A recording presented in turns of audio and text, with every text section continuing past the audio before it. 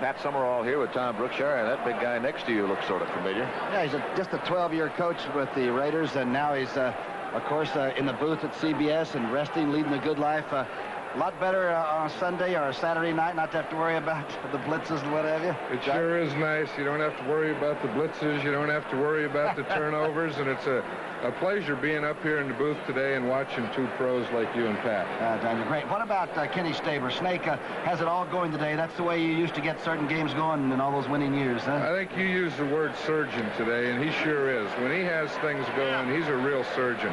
I think the big thing is turnovers. The Raiders haven't had any turnovers in the last 3 games. They played Miami, they played Denver, now they've played Atlanta without turnovers, and I think that's the big difference. Then the defense can just play and take off. All right, John, why don't you put on a headset? The three of us will just sit here and watch the second half, huh? Great. And, of course, with John Madden, who had such an outstanding career here, man, he is. Ready to kick off. Tim Mazzetti for the Atlanta Falcons. And John Madden is going to be sitting with us here in the second half. Oh, Larry Brunson might go all the way. Brunson to the 40. He is finally brought down by Tim Mazzetti, the man who did the kicking. But all the way down to the Atlanta Falcons 5 yards. About the return of the one-time prodigal son, Jeff George, to Atlanta. George is gone. June Jones gone. The run and shoot gone. They're all related stories. Here to relate them, Sal Palantonio. Thanks, Chris. Jeff George says his nationally televised shouting match with June Jones and subsequent release by the Falcons left him a changed man. He says he's more mature. He says he's readily accepting criticism more. But he says one thing probably hasn't changed, the way he'll be greeted by the fans here in Atlanta. It won't be anything new. You know, they didn't like me when I was here, and they obviously don't like me now. So, that's not a problem. It's going to be crazy. Boos don't bother Jeff. Jeff is so cool. They don't bother him. He said he's heard it all through his career, so it doesn't bother him. He's going to come in here and try to shut the fans up. These guys are going at it. Yep. Oakland's looking closer for Jeff George. And that kind of conversation may seal his fate.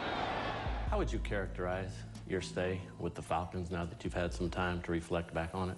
I reflect back on the 1 year we went to the playoffs, and I'm proud of that. But everything else, you just want to forget. There were some bad times, and they probably feel the same way. But you move forward. I'm in a great situation in California and with the Raiders, and it's a perfect fit. You know when you take the field and you're announced, and you come out for that first play, the reaction is going to be a chorus of boos. It's not going to be any different than the way it was in the past. It was the same way last year and 2 years ago, and even when we went to the playoffs, I got booed. So, I feel right at home. We deserve the boos. Goodness gracious, I'm booing us. You can't blame, players for everything. I know you have to go out there and perform, but if you're not in a situation that has the organization has stability, you're never going to win. And it's not the players' fault. And you just need stability in organizations. The incident with June Jones. A lot of people will be surprised, but I understand you're close friends with June and you talk to him regularly. Yeah, June's a real close friend of mine, and we do talk, and we'll remain that way. And what went on last year, everyone knows that it was above the coach and myself, and he taught me a great deal.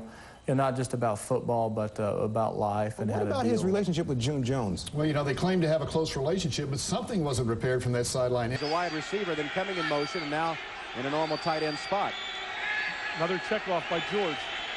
They pick up the blitz, and George throws it downfield. Caught. Jet. Touchdown. Well, they say in Jet's just a speedster that he doesn't have hands. He puts that to rest with a one-hand snatch, a 51-yard touchdown. Jeff George again throwing off his back foot, not being able to step up into the football. Now, Jeff George can only kill the clock and celebrate his return to Atlanta. And there's the gesture from Jeff George, pointing to the crowd that has booed him throughout the entire game. He'll keep that football, I suspect. If he's going to boo to the crowd, point to the crowd, you might want to do it the whole way around the stadium. And I believe he will.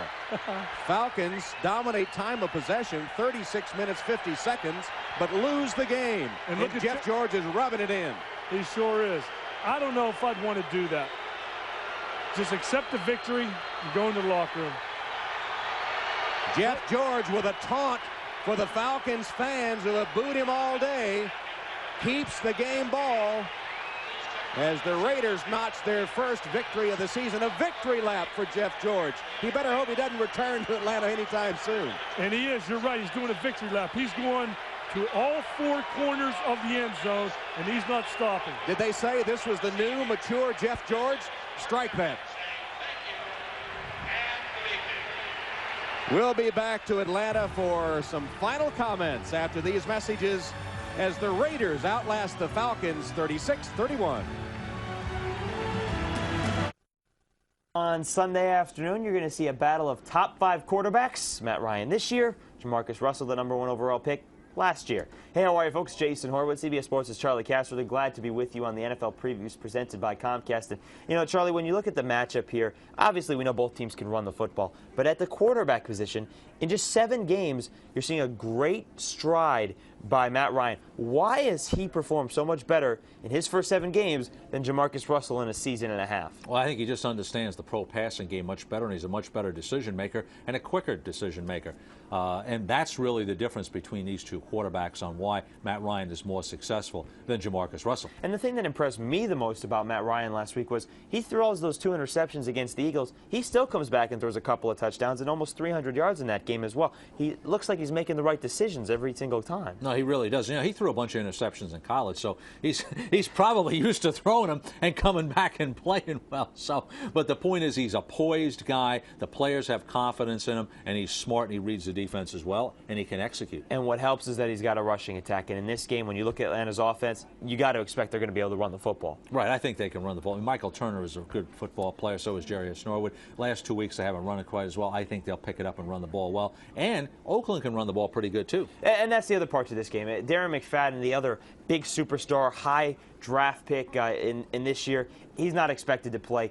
He's wearing a protective boot on Wednesday during his practice. They're not expecting him to go for Week 9, which means you got Justin Fargas and you got Michael Bush, but that's fine for most teams. No, absolutely. I mean, this is a team that has run the ball pretty consistently the whole year. That's part of what they want to do. So I think both teams are going to be able to run the ball in this game.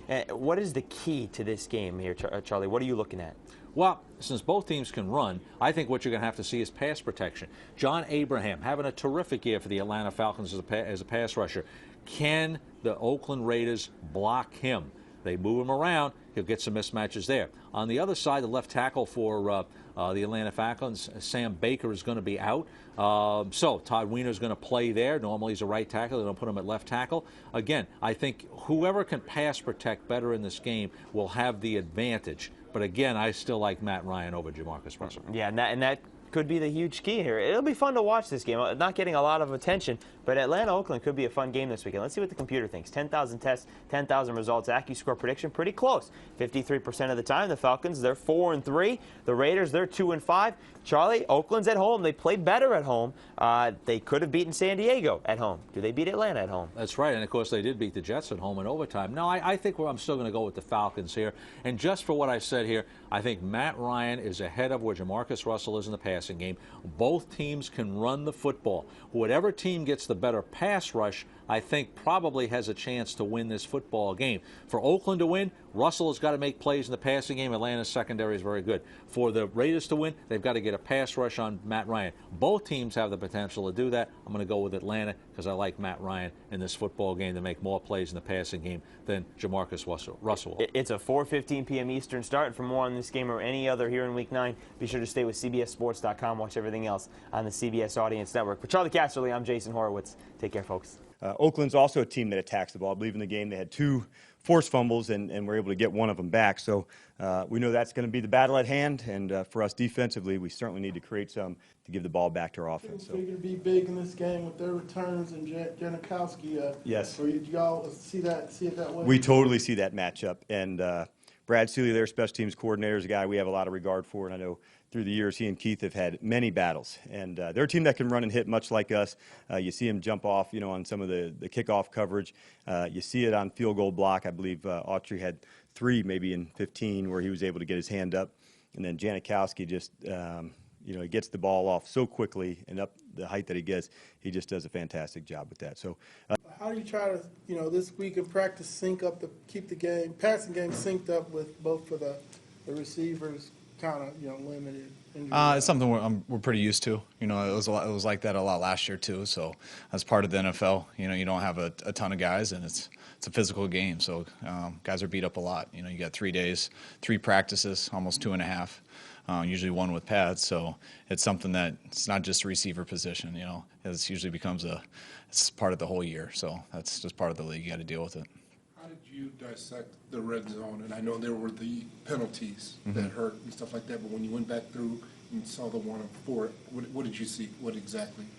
Our opportunities were there, but we didn't. There's 3 times we didn't get a touchdown. What I was happy with, we didn't turn it over down there, so at least we got points each time. But we're always disappointed if you don't get a touchdown. There are different reasons. The main thing is you can't have negative plays. We had a number of false starts, which are negative plays, but we also had 2 negative runs. One in particular that hurt, I believe, was a long time ago. Feels like a long time ago, but I think it was 2nd and 3, and we had a negative 5-yard run. So, when you have that stuff, that's as bad as a penalty. So it's almost worse because you don't get the down back either. So you can't go backwards. It's hard enough to score down there, and you can't make it hard. That's something we do every week. So we go no huddle at least once every week, sometimes more. It depends on the game plan, depends on our players, and depends what we're going against, and also has a lot to do with the other side of the ball too. What have you seen out of this Raiders pass rush? They didn't really get going last week against the Saints, but you still got Khalil Mack and Bruce. Yeah, they didn't. I don't know if they got sacks or not. Maybe they didn't get the numbers, but their pass rush is always going. They get after the quarterback. They strip Breeze, I want to say, on the first 3rd down, which caused a turnover that led to points. And they get after the quarterback as good as anyone in this league.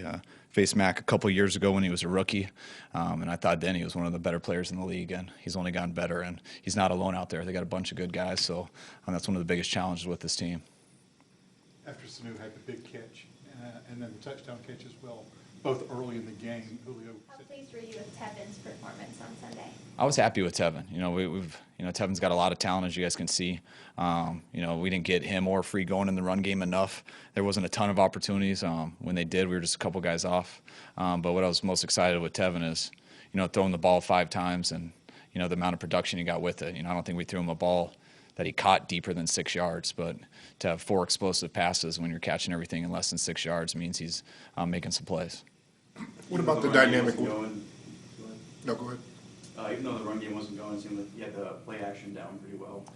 What's the key when it comes to play action that people might not know about? It's the running game, it's quarterback. It's just keeping defenses honest. Sometimes it's tough when you're down, especially 17 to keep it going. But you become one-dimensional in this league, and it is very hard to protect people. The D lines are too good, no matter who you have on offense. D line, if it becomes one-dimensional, they're going to tee off on your quarterback, and that can lead to sacks. It can lead to turnovers. So you want to mix in the run enough just to slow down the pass rush, and if you do that, it allows you to do some keepers, some play pass, and when you do that stuff, you make it a little bit easier for everybody. Hudson, how did they look? Well, they've had a few injuries, so they moved a couple of guys around. So where they'll be playing, we don't know. But when you look at their line overall, they're a big physical group. 340 pounds, 330. So it's a big physical group that can move the line of scrimmage. They're doing a really nice job of protecting Carr. Plus, Carr, has the athletic ability to move around with his feet. A lot of times on 3rd down, he extends those drives not only with his arm but his feet. So, like I said before, they're a very good offensive football team. When they show that, hey, they'll go for 2 at the end like that, do y'all have to kind of get ready for that just in case? Well, we do that every week for everyone.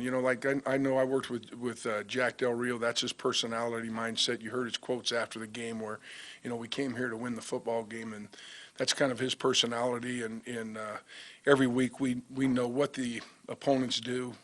Sometimes they go for 2, sometimes they don't, but down in the low red zone, we've got to do a much better job than we did last week. Coach, I'm going to work with Coach Del Rio so much there in Denver. Do you have a better mindset as to what he's thinking going in? In other words, what is it that we can basically mark down and pen that, you know, you're going to get this out of a Jack Doyle? Well, you know, their football team, like you watch them on film, they're an aggressive football team. Okay, they're going to play with a lot more. With Jackie, brings a lot of personality and confidence, just the way his swagger is. And when you watch them on film, that's what he's brought to them. They got a really good, talented football team. Some of the guys that they picked up, I know several guys on their staff. Matter of fact, my son coaches on that staff too. So I'm pretty familiar with their coaching staff. And like I said, he's done a nice job. And also, I believe the general manager has gotten some really good talent there too. How do you deal with your son during the course of this week? Do you all talk? I don't talk to him. Right now, his dad's undefeated, and hopefully we keep it the same way.